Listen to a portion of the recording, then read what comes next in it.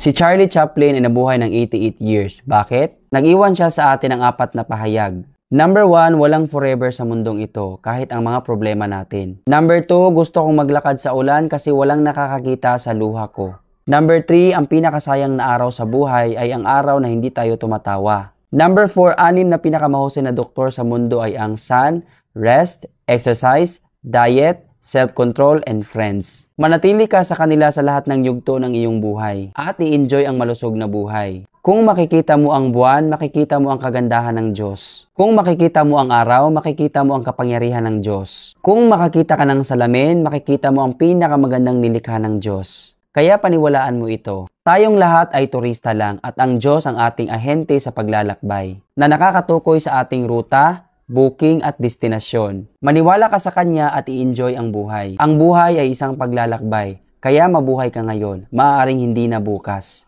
Kung hindi ka nakafollow sa akin, maaaring malimutan mo ito. Pero kung nakafollow na, congratulations. Magpatuloy ka lang sa iyong journey at paglago.